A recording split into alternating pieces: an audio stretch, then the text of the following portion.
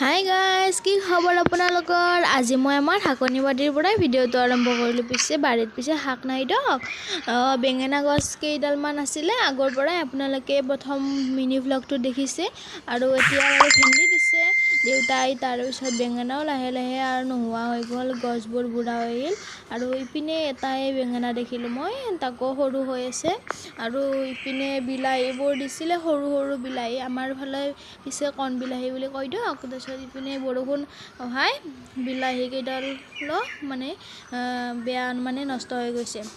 আৰু ইফালে ভেন্দি গছবোৰ ৰুইছিলে, গুটি দিছিলে, এডাল দুডালকৈ গজি আছে বাৰু, ইমান গজা নাই যিহেতু বৰষুণো দিছে। আৰু ইফালে পুইৰ গছ বুলি কয় আমাৰ ইয়াতে এডাল, সিপিনে পুইৰ গছ আছিল। তাৰপিছত গুটিবোৰ পৰি পেলাই পুইৰ পুলি হৈ গৈছে। আৰু ইপিনে আমাৰ আছিলে জাতিলাওডাল এতিয়া বাৰু মৰি গ'ল, কাটি দিছিলে, যিটো গুড়ি বুলি কয়, জাতিলাওৰ গুড়িত কাটি দিছিলে গুড়িডাল। তাৰপিছত এনেকৈ জাতিলাওডাল মৰি গ'ল। আৰু ইপিনে আমাৰ কলগছডালৰ কলো লাগিছে। আৰু বাৰিষা দিনকেইটাও আহি পেলাই লাহে লাহে আহিছে। আৰু ইপিনে বাৰীত পানী হৈছে।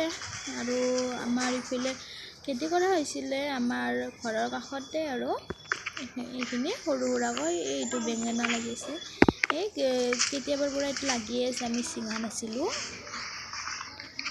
আৰু এইফালে তিয়হৰ গছডালৰ পৰা নতুন তিয়হ লাগিছে, এটা দুটামান লাগিছে বাৰু, মই চোৱা নাছিলোঁ, আজি চালোঁ, লগতে ভিডিঅ' বনালোঁ।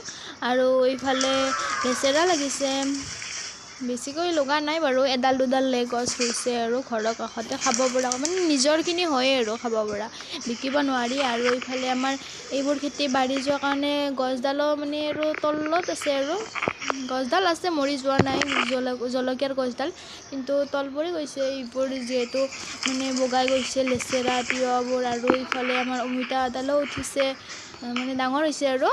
আৰু ইফালে আমাৰ ঘৰৰ পিছফালেও পাকঘৰটোৰ ৰান্ধনী ঘৰটোৰ পিছফালেও ভাতকেৰেলা লাগিছে, দুটা তিনিটামান লাগিছে, যিহেতু নতুন গছ হয় সৰুকৈ। তাৰপিছত মই বহুত দেখালোঁ, এতিয়া মই ভাত খাওঁ, আপোনালোকেও ভাত খাওঁগৈ, বাই বাই।